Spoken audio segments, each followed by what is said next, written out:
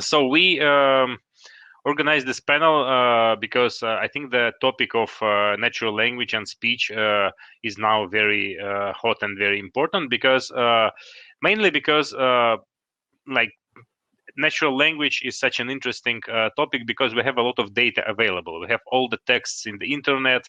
We have all the texts which humankind has produced before, and this can be used as the training material. So in the area of natural language, for a long time, the limiting was the amount of computing power, and this is something that we now have thanks to the cloud platforms and general advances in hardware.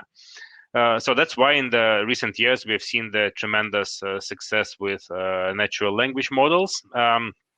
And to open this session, I actually prepared a short generated speech by one of the neural networks. And let me give a short introductory word to artificial intelligence, and then we will proceed with our panel. Hello. It is my great pleasure to welcome everyone to this panel on recent advancements in speech and natural language processing. In recent years, computers became much more capable of understanding and reproducing natural language. Computing resources of a modern cloud allowed people to train large language models that are used in many areas, such as internet, banking, e-commerce, and so on. The technology also allows researchers to process many different kinds of natural language sentences, as they do not depend on the availability of human data for the generation of the semantics of the sentence. All of this allowed researchers to combine textual information and morphosyntactic information from numerous natural language resources. At the same time, techniques in natural language processing have become more diverse. Some of them were designed to understand text in a purely natural way, such as parsing, semantic, and paraphrase-based approaches. These tools have the advantage of dealing with problems that would have not been considered at the very beginning of the field, the formal derivation of the semantics of the sentence from its meaning or vice versa. Other approaches allow the transfer of knowledge about a given language to other languages or the generation of new languages. We have already seen how these approaches were integrated in the context of automatic translation. So this we've seen here in this example both generated speech and text generated by GPT-2 neural network. So that was almost completely produced by neural networks. And to begin with, let's start talking about those large language models. And I would like to give the word to Professor Ádám Feldmann from University of Pecs, who will share his experience in training those large models. Ádám, you are on mute. Okay. So, excellent. So, Dmitry, it means that I will be the first, isn't it? Okay. I want to share with you all things because I have worked here with my colleague Robert Hajdu. We have the AI team at University Pécs who works with natural language processing, and we built Hungarian BERT large model in Microsoft Azure environment. And now I want to show you how we built this model, which technological backgrounds was used to create this awesome transformer model. And I want to enlighten the circumstances of Hungarian related BERT large model. Now I want to share with you my screen because I have a very, very short presentation. Okay. Do you see my screen? Can see it, excellent. Okay, you see the Hungarian Intelligent Language Application Consortium on the screen. This is a short PowerPoint presentation. Now I want to introduce our consortium with Hungarian Research Institute for Language Sciences. This consortium built Hungarian BERT large model with a close cooperation with Microsoft Hungary. As everybody knows, recently AI-based groundbreaker technologies have already been purchasing. BERT, GPT-3, as you mentioned earlier. Just think to transformer-based technologies and its different kinds of derivatives. If you don't believe that, just take a glance into NLP leaderboard or benchmark. You know, many type of novel model, transformer-based novel model, outperforms the human capabilities in NLP and also in natural language understanding tasks. However, it's a little bit problem. English language is really overrepresented in this field. It is not surprise, but this fact implies that service based on these models like text classification, text generation, conversational engines, QA engines, named entity recognition, and so on. Almost everything available only in English. Using our own language in any country, there is a demand for native speech among the population to be available in this language as well. However, in Hungary, 50 million Hungarian speaker doesn't reach the threshold of large companies like Microsoft, Google, and so on. So advanced NLP technologies are not available in these platforms. It means that you can find many NLP solutions in English, Chinese, Japanese, French, Portuguese, Spanish, or Slavic languages like Russian, for example, but not for smaller languages like Hungarian. In scientific mean, Hungarian is not a small but a medium language based on our linguistic expert, based on our information of our linguistic colleagues, but relatively small. And the situation is that we cannot find NLP solutions in large systems. So we started to build our own Hungarian-based AI models, not only BERT-large but others, in a consortium cooperation. You can see my screen. We call this consortium is HILANCO. This is an abbreviation of Hungarian Intelligent Language Applications Consortium. And the mission of this consortium is to provide new NLP technologies and resources in order to build intelligent language application for AI purposes.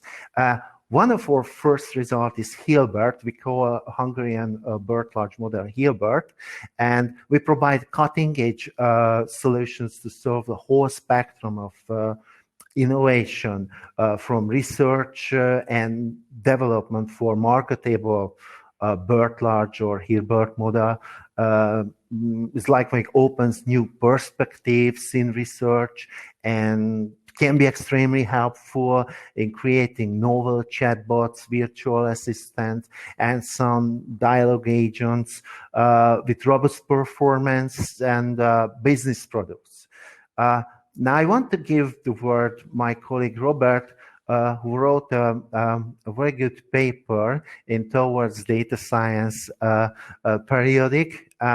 This paper entitled Train BERT large in Your Own Language, the most effective solution to train your own BERT model at this time. Robert will enlighten many details about how Microsoft related technologies like Onyx runtime technologies helped us create BERT large models. So please, Robert, explain this. Okay, thank you. So I really want to mention just a couple of sentences and a couple of things about the technical part, how we have done the BERT large in Hungarian. We basically made it with the Microsoft ONNX runtime solution, which has deep speed optimizations, which are, I mean, together the best, the fastest, and the cheapest solution for train an own model. So we really advise that. It's you can find it integrated in Azure Machine Learning platform, so it's quite easy. And I wrote some detailed steps in the article. So if you just take a look at the article and follow that kind of guide, then you are most probably will be able to train a BERT model. It can be BERT base or different size. If you go to the BERT large, then it's okay. But you can basically train any kind of BERT model with that solution. And it's really an effective way. So we like completed BERT large training. It's okay. We had several attempts or a lot of attempts before we made it straight, but it took like 200 hours on for Tesla V100 node. So basically, another thing to mention is the dataset. We used a custom dataset with our consortium partner. It was around 3.4 billion word text corpus. So it was a pretty large one or a very large one. If you want to prepare for BERT training, then this is the size around what we'll do it. And I really hope you can get some inspiration from this. You can check the article, and Kshama and Ravi will talk about the ONNX runtime a little bit more than I did here. Thank you. Okay, thank you, Robert. Now let's finish this short introduction about the Hungarian BERT large model. As you know, the transformer models itself, like BERT large, are huge parameter numbers. It means that the special resources and state-of-the-art technologies are necessary to create them. Compared to other type of deep neural networks, in transformer-based architectures, the number of parameters of trained models increased exponentially in the last few years, as you know that, which both the demand for larger computing capacities. An example, BERT training requires billions word corpuses with dozens of GPU capacities, and it is not the biggest model. When the model is ready, we need to find possible use cases. And these possible use cases can demonstrate the effectivity or efficiency of these models in real-world environment. For this purpose, demo applications and business-related use cases available on our websites, and we have different kind of demonstrations based on our Hilbert Hungarian BERT large model. But our list is getting longer, and available and testable demos based on our Hilbert model. Let's see the examples. A choosable Hungarian topic anonymizer. Anonymizer demo in this case is a reverse named entity recognition application, and we have a search engine, a question answering search engine, and semantics, and also a semantic search engine, because you know BERT large is very good for search engines. And we also have different kind of document classifiers and also text summarizers. We have two type text summarizers, the explorative and abstractive text summarizers. And this type of models and demos can demonstrate the efficiency of our Hilbert models. And finally, we recently launched a community project aimed at text annotation for different type of downstream tasks. Now, our actually statement is we have BERT large model and 4 different type of small transformer model. Our near future plan is the GPT-2 or Russian GPT-3. Actually, it is not decided, and our recent pain point is we must find the relevant business use case, or we must see the transformer models from business standpoints. This is crucial recent time. Thank you for your attention. Thank you, Ádám. Actually, in terms of Russian GPT-3, there is the group in Russia who are training Russian GPT-3 model, and they released a trained model quite recently. So I will share the link as well, so maybe it will be interesting to have a look. Oh, thank you so much. Yeah, when we are talking about creating those large models, training those large models is indeed state of the art, and hosting them to serve a lot of requests is also a very important thing. So we can see now that a lot of those models are being productized as services, and one of them, and as an example, is Microsoft Text Analytics service. And I would like to ask Meir Vanas, who is in Microsoft responsible for those text analytics models, to share like his experience. How is it running those huge models in production for millions of customers? Good afternoon, everyone. I hope you can hear me. Yes, thank you.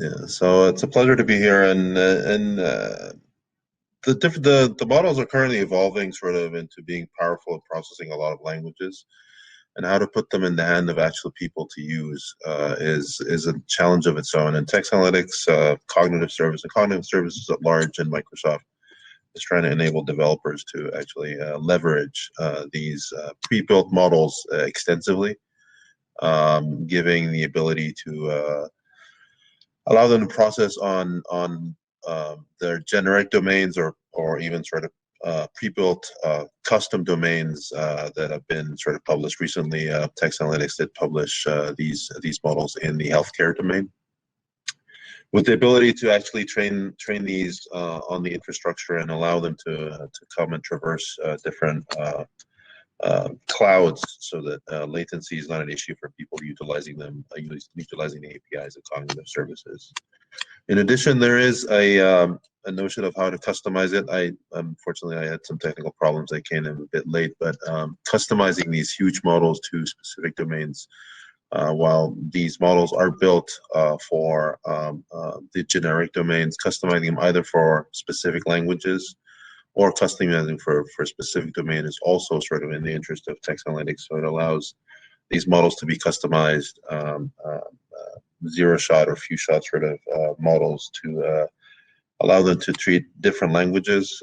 So most of these models are currently being built to be multilingual at birth. In addition, sort of to presenting your own domain data so that you can tune them and use them to address your own custom needs.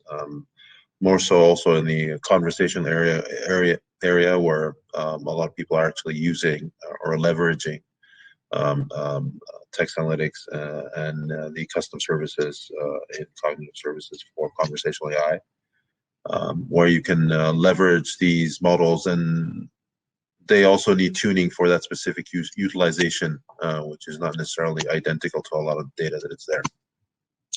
And there's a lot of infrastructure that's being in place so that you're wary of not just getting performance accuracy, but also development, accessibility, latency issues, and security of the data that is being sort of brought to this process all through in cognitive services.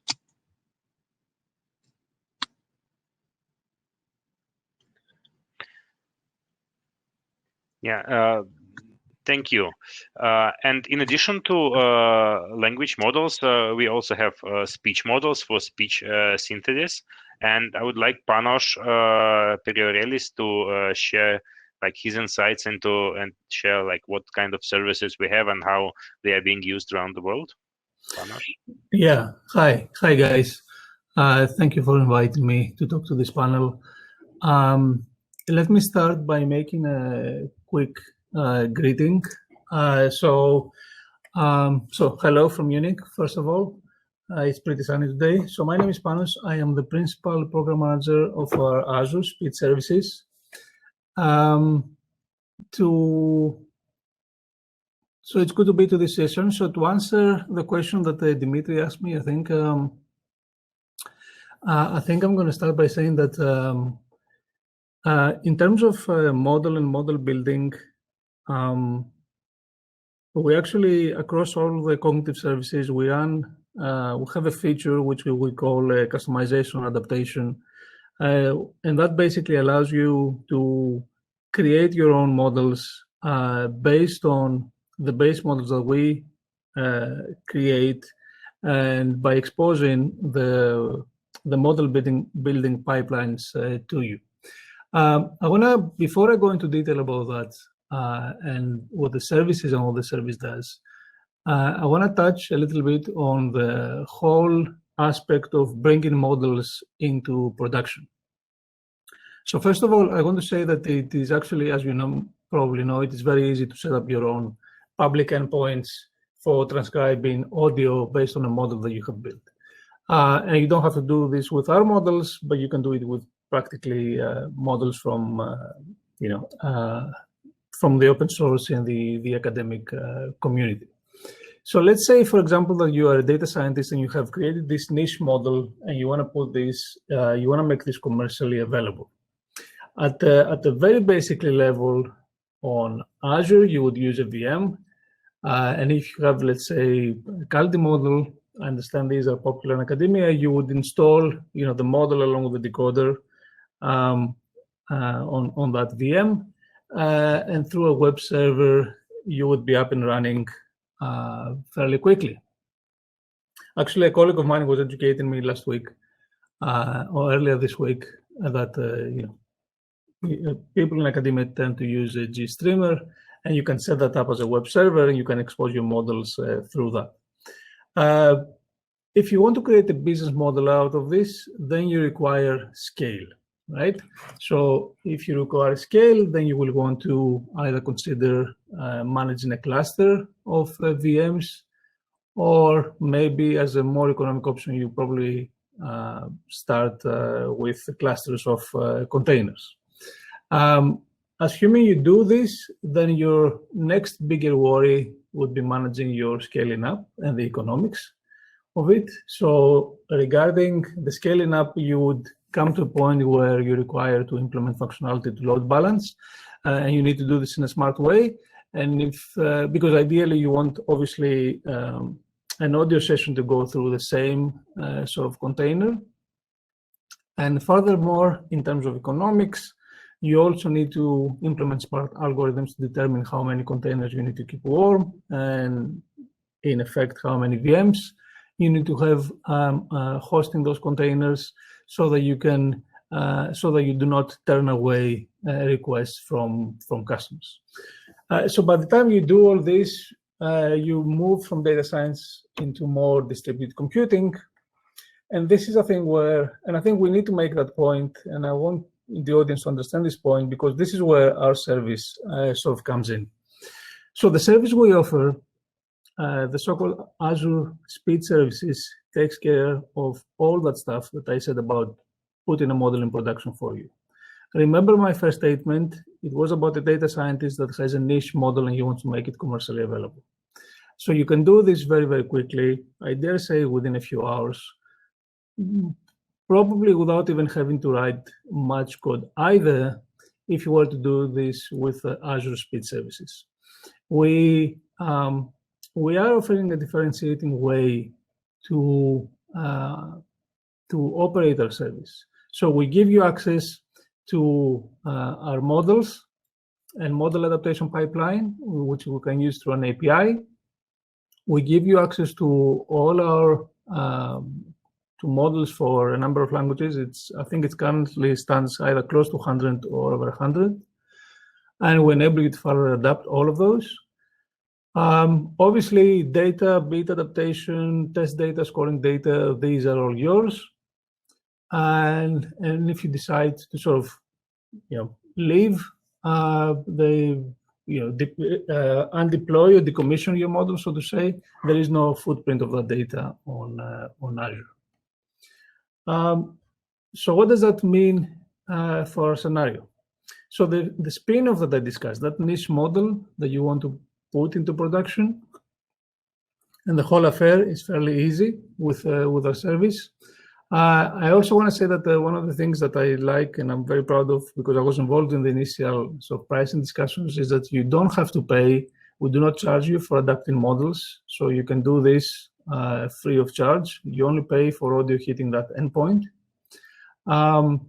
So before I stop to get any questions or to further advance the conversation with Dmitry, I also want to say that a couple of things that are important for Azure services.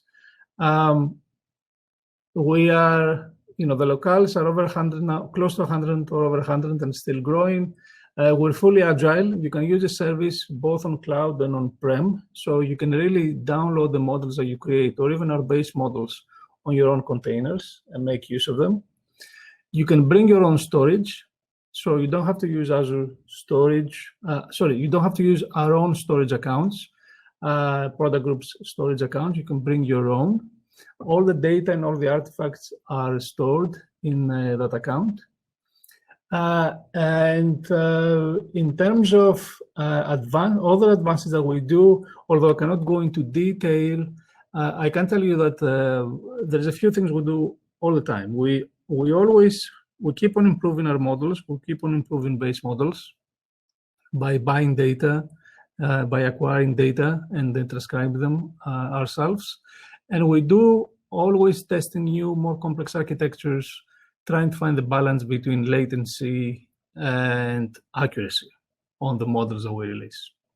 So with that, I'll pass it back to my colleague, Dmitry. Dmitry, over to you. Thank you. Yeah, thank you, Panos. Actually, while we are talking, I would encourage audience to submit questions, because we would be glad to answer all the questions at the end of this conversation. And now let's continue a little bit with my colleagues Kshama, Pawar, and Ravi, who will probably tell more about hosting your own models on Azure using Onyx runtime and deploying and running your models. Kshama. Do you want to start? Then I'll follow.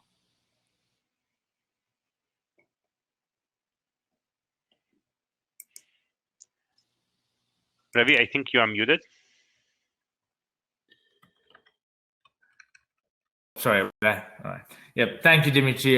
Thank you for the opportunity. It's great to be here. First, a bit about myself. I'm Ravi Kulli. I'm a software engineer in the AI platform organization at Microsoft. My main interest is in developing tools and frameworks that make large-scale model training highly scalable, efficient, and resilient.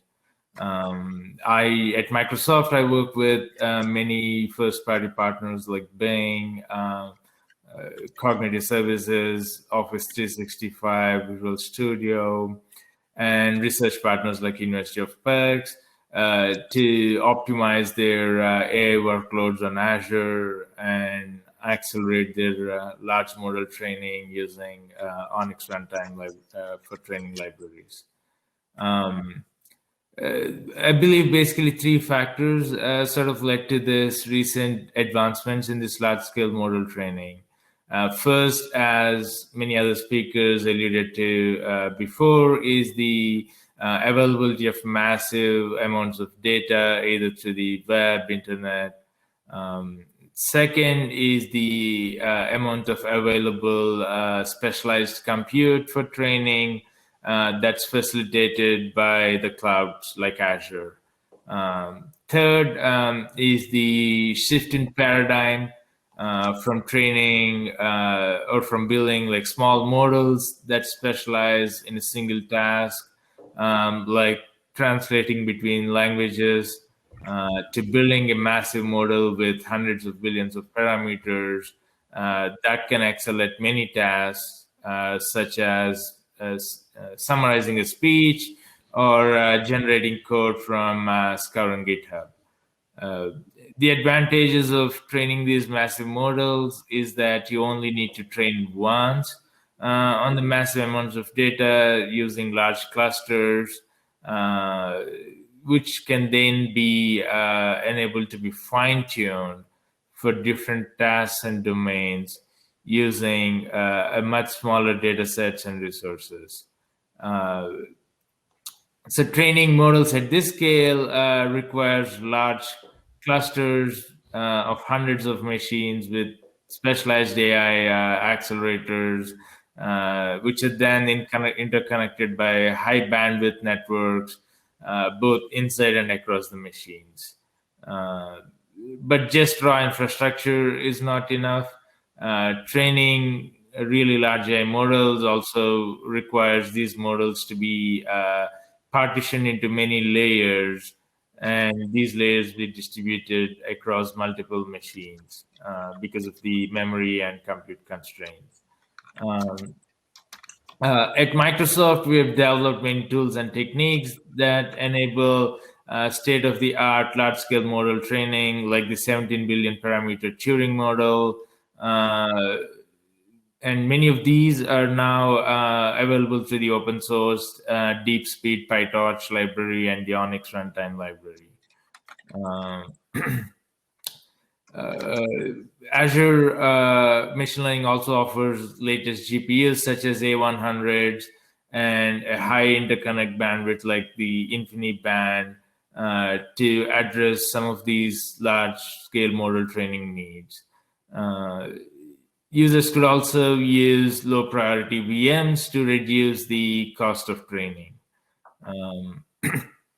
Azure Machine Learning also offers pre-configured environments and training estimator APIs that provide Python packages, Docker images, and software settings that enable data scientists to easily start and scale out their training needs using frameworks such as PyTorch and Onyx runtime libraries.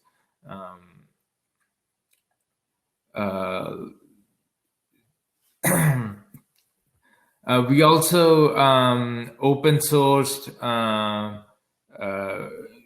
many sample recipes and Jupyter notebooks that can enable that help data scientists get started quickly with training state-of-the-art transfer models like BERT and GPT-2. You could find them in GitHub in the Onyx runtime for training repos.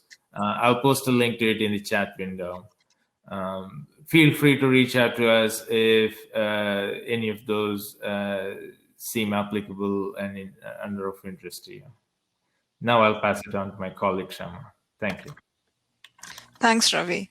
Hello, everyone, and welcome to the ML Prague conference. It is great to virtually meet everyone, and I hope everyone's staying safe in these times. So a little bit about myself. I'm Kshama. I'm a senior program manager on the AI platform team at Microsoft. Specifically, I work on the Onyx runtime, or ORT for short, within AI frameworks. As team, our goal is to improve the agility and performance for AI developers during the training and inference of their models. As model size and complexity increase for NLP models, training times are getting longer, especially for transformer-based models. So I get to work very closely with data scientists who are looking to accelerate their training workloads for large-scale models. So what is ORT? Onyx Runtime is an open source initiative by Microsoft, which was built to accelerate inference and training for ML development across a variety of frameworks and hardware accelerators. As Ravi mentioned, it is used extensively across Microsoft products like Office 365, Bing, and cognitive services. The training acceleration incorporates innovations from the AI at Scale initiative, such as DeepSpeed's zero optimization, that improve memory utilization and parallelism on GPUs. We have also built custom kernels and graph optimizations to eliminate redundant operations. It also features mixed precision implementation to fit more training data in a single GPU's available memory. This helps training jobs converge faster especially for large-scale transformer-based models. We have seen between 20 to 40% improvement in training time performance for a lot of the models trained with ORT. ORT also has a high-performance inference engine for deploying ONNX models to production. It is optimized for both cloud and edge and works on Linux, Windows, and Mac. Written in C++, it also has C, Python, C#, Java, and JavaScript APIs for usage in a variety of environments. It also supports quantization and distillation with good accuracy. In terms of performance, we have seen an average of 2x improvement compared to original PyTorch. We welcome you to check out our joint blog with Hugging Face for a performance deep dive on inference. So if all this sounds exciting, I welcome you to reach out to learn more about ONNX Runtime. Please share any questions you have or even your process of simplifying your AI workloads. Thank you, and back to you, Dmitry. Kshama. We have the final speaker, Mikhail, who recently joined us. Mikhail is from Deep Learning Laboratory of Moscow Institute of Physics and Technology, who are the creators of Deep Pavlov framework for NLP training. So maybe Mikhail can share with us how easy it is now to build your own models and how they are working towards simplifying these tasks, and what is like the vision for the future conversational AI. Mikhail. Hello, everyone. Dmitry, thank you for your introduction, and also greetings to all the participants and all the speakers. And I will tell you a few words about current state of the conversational AI field. And we see right now that conversational AI gaining attention from industry, because we see that personal AI assistants became like an ultimate interface of the near future, when we will have we will use our natural language to access all the different devices in our home, and also we can communicate with our personal assistants in cars and so on and so forth. So building technology for these personal AI assistant is a very hot topic right now. And if we look how we can solve this problem of conversational AI interfaces with the current NLP technologies, we see that actually to need smart AI assistant, we need long-term interactions with the users. On the one hand, because to solve some user tasks, we need understanding of the context. And to get this understanding of the context, we need to understand our full history of interactions. Because in our daily interactions with each other, we implicitly assume some history of interactions with our person, and we use it in this implicit knowledge in our communication. And the other hard problem is common sense, because during interaction, we humans use a lot of common sense knowledge and compress their messages by assuming that the other party is also understanding the same common sense as we are. And here, as our experience with Amazon Alexa Prize shows, if we set this as an open domain problem, not like closed domain where we have some task-oriented dialogue system, but when we have personal assistant, which should help you with many problems and should be able to support any open domain conversation. We have then in these settings, if we apply directly even very large, huge NLP models like GPT-3 or any other like Turing NLG, then we still, these models still fails to have these context dependence and common sense. So their conversation is easily broken in few interactions. And so this poses a problem, how we can combine these, our NLP models ranking on generative NLP models with rule-based, task-oriented chatbots. And here, this is like a pretty complex engineering task. And we need to use different frameworks to solve different like levels of, we have different levels of abstractions during conversations. Because what we have, if we start from the shortest time scale, we have like isolated utterance from the user, which might be comment or which might be opinion or information request. And if we are working on this level, we can successfully apply all the NLP models. We can successfully use like something like NLP pipelines from Hugging Face. But when we move on the next level, so first we have this one utterance level, and then when we have some dialogue or part of the dialogue to solve a problem, we need to use another tools like RASA, which is specific library developed for addressing problem of multi-turn interactions with a human user to solve some specific problem. And but if we have long-term interaction with the user, then we need to have one more layer of abstraction, one more layer of control for our dialogue system. We need to combine different task-oriented skills, conversational skills, into the whole personal agent.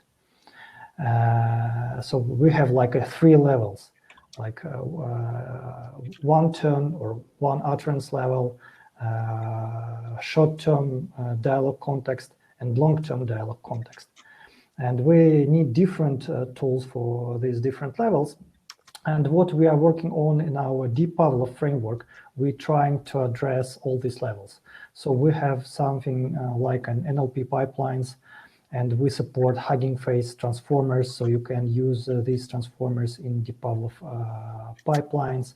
And we also have task-oriented slot-feeding engine similar to RASA, but which is more importantly, we have this multi-scale orchestration framework, which is called Deep Pavlov Agent, which allows you to combine different skills to create a smooth conversation flow.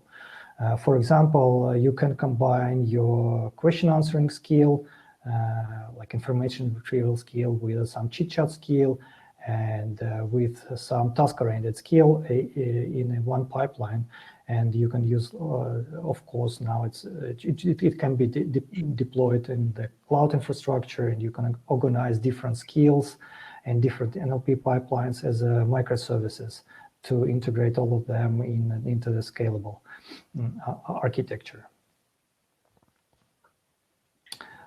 Thank you, Mikhail. Dmitry, Turchyn, like, would you like to say a few words, the closing remarks? Yeah, so first of all, for the last 5 years, to introduce myself, for the last 5 years, I'm working with Microsoft AI in CE region. So I'm leading the product marketing for the region.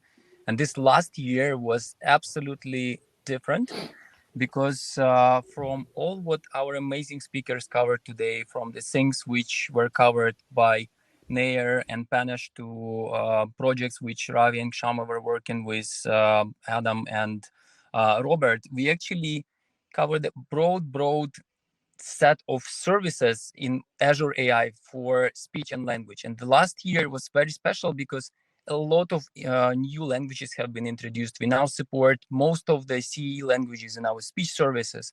We now support in translation services more than 90 languages. And but that's not the point. The point is what really changed is how fast these new developments, new algorithms, new platforms lead from like fundamental research to actual products. And this is what happened in the project which actually our colleagues from University of Pecs were covering today. So in February, when Deep Speed and Onyx Runtime has been introduced to the market, and when they read about this new technology, in several months from that, they were able to show actually to demo the working language model which they have built, which saved, by the way, them some training time and money using those technologies. So the same happens with things like joining the language and speech with the image recognition, etc. So there are a lot of fundamental research happening right now. There is a lot of change in how fast it arrives into the products. And that's, I think, the main point. I'm really grateful to all the speakers that they can at least high level cover in 5 minutes, cover the project they're working on. But I think this is fundamental question. We are in very different times now, because everything which you heard today is available for you. We are happy to partner with you on your projects, but it's sometimes things which you just read about in the newspapers and in some specific literature is available very fast in our products. And so we're happy to partner with you, be it a Turing model, be it a general speech recognition, speech generation service. Reach out to us. But I think my key thought is, let's keep creating things, and it really, the pace to production accelerated a lot. Thank you very much. And by the way, I apologize again that I have to not use the video and work on mobile, but it's great again that the technology allows us today to do this. That is true. So let's now try to switch to questions, and I would encourage like those people who are watching us now to ask the questions in the chat. We have one question, and the question is like, I think it's to Ádám. What do you think about pre-trained multilingual models like XLM Roberta? Because it looks like Hungarian is included there. And training your own model, what can you say about production and research freedom that it gave you, like training your own model comparing to using the pre-trained model? Okay, thank you for this question. For Roberta-like models, we need more data than BERT or BERT-like models. We also created a Roberta small model for Hungarian language, and the performance of this model in few downstream tasks like named entity recognition is very similar to BERT large, but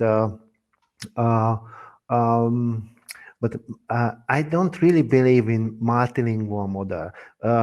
I think that we need task-specific models or topic-specific models for creating business-relevant applications and relevance and useful use cases. So to compare the BERT and Roberta, the performance are same in Hungarian language, but I have no other additional information about the multilingual Roberta model, the performance of multilingual Roberta model. But if you want, you can try our Roberta small model in Hungarian. You can download from our site or web page.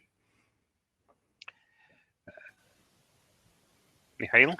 I can add to that that we have specifically trained, we use multilingual models, and we also trained BERT for Russian languages, and then use this pre-trained model to fine-tune it for specific domains.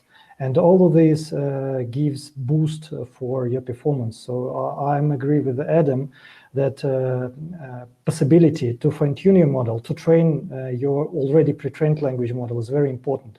Because if you use data and you have a lot of data from your own business domain, it's much better for you to fine-tune your model on your data and then use this fine-tuned language model as a backbone, as a body for your classifiers or for your tagging model, and so forth. We have seen like increasing performance across different tasks. And of course, certainly, like if we trained model for two languages, for example, for Russian and English, it will be better than multilingual model.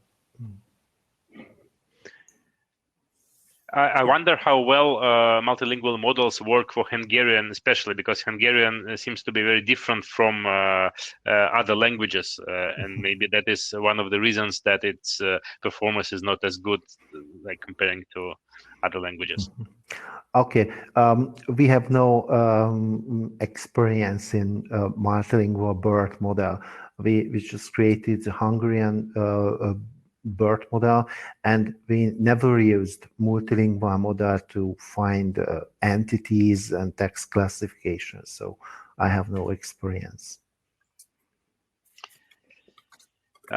Thank you. So while we are waiting for more questions from the audience, I would like maybe to raise one of the further looking question.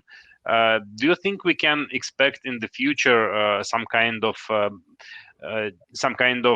convergence between symbolic models and neural models? Because right now, when we have the neural models of the language, we cannot explicitly like manipulate or see the concepts inside the neural network. So we can say that the model understands the patterns in text, but we do not see this mapping between explicit knowledge representation and implicit language models. Do you see in the future like any moves towards this direction, or how would we handle this convergence between language models and higher level concepts and intelligence? It's an open question, I think, to the whole panel. Mikhail? I think that this is a very intriguing direction, and many people are trying to do this. And one of the most obvious way is trying to integrate knowledge graphs with language models. And as knowledge graph gives you some constraints on the for the modeling of reasoning, so you can go from one node to other, taking into account some relations between your concepts. And this is a kind of symbolic modeling, so modeling your reasoning. On the other hand, of course, you can try to train your language model, not only generate language, but to generate some reasoning over some text and so on. I have not seen many successful projects here, but I think that it's possible, and maybe we can combine like this purely generative approach with a hard reasoning approach by constraining, like generating much more possible reasoning paths by generative model, and then just filtering them out with some symbolic constraints, calculating if they comply with some logical formula or something like this. Maybe this is one of the directions for combining both these approaches.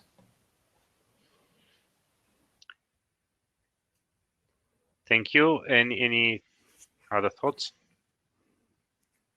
Yeah, and some of the problems, like in conversation, obviously, some of these big models are not able to totally capture everything yet, and you do actually need some knowledge to be integrated so that the process or the application can evolve as you go through.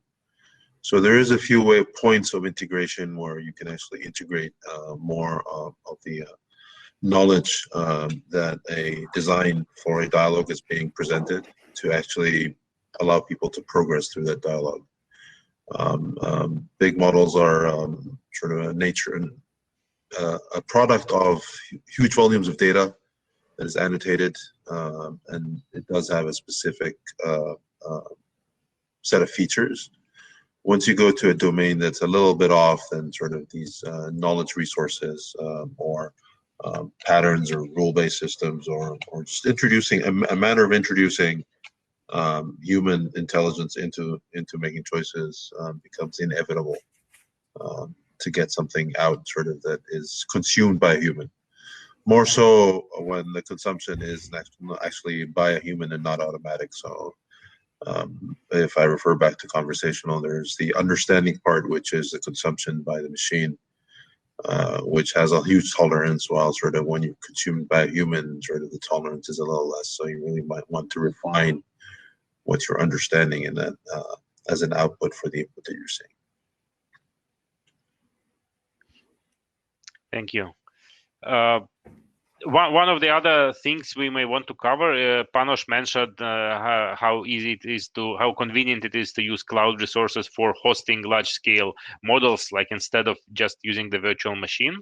But suppose like somebody wants to train the large language model in the cloud, what would be the best like technology? How would he use Azure Machine Learning, like Onyx runtime? What would be the best way to do it, and what would be the main benefits in training in the cloud? So, I can take. let me just very quickly answer that. So the service that we build, and particularly the data science, if you like, part of it, it's built so that it's built with a democratization of AI in mind. So you almost don't have to be a data scientist to use our service and create models.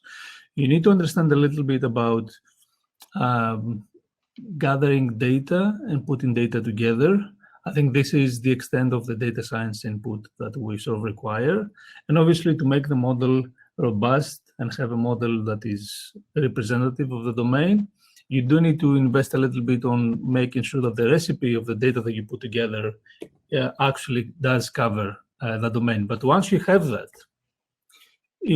once you have the data, and when it comes to just language modeling, really all we require on our service is just a text file, right, with all your language data.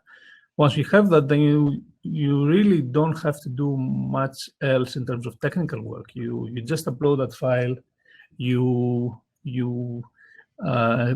press a button and adaptation takes place. We don't expose too many buttons. Actually, this is an ongoing debate on how much of the adaptation process do we expose versus, because we don't want users to have to spend too much time or know too much on how to do this. But at the moment, it's just the press of a button and you get a model. And once you get a model, then you decide what to do with it. And I want to answer a question that was asked earlier. All our models, both base models plus the models that you create after you customize, can be downloaded in containers outside of the service and used outside of the service. Of course, on the service, you get these benefits that I spoke about earlier, that you get the scale free, right? You don't have to worry about that. That's what I mean. Yeah, Ravi, you wanted to take this as well?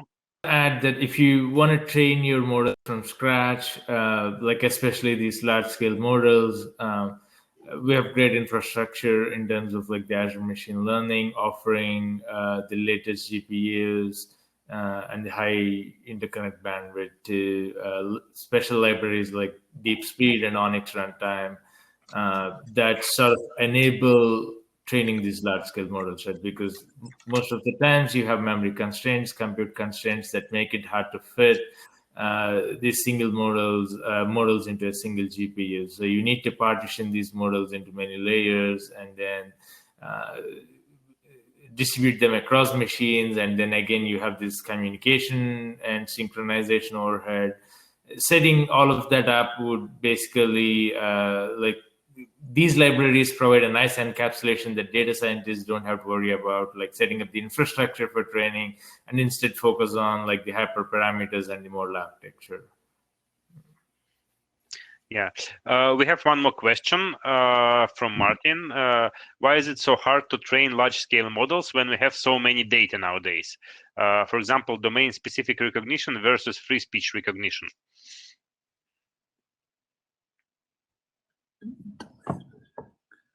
May I have a few words here? So thank you. Robert, It may look obvious to have that much data for English, absolutely. But like the same thing we faced with Hungarian language, it's like, so it was like 25 gigabytes of data, what we needed. So it's for smaller languages, it's absolutely not obvious how you get this large of data set. And of course, it's like needs to be cleaned and prepared for training. So you might say in 2021 it's obvious to have these great or large scale data sets, but it's not. So this is like our partner just made a corpus for us, and it was working quite very well. But for example, for I don't know, other Eastern European languages or smaller languages, I'm not sure it's still obvious to have these large data sets. Yeah, thank you.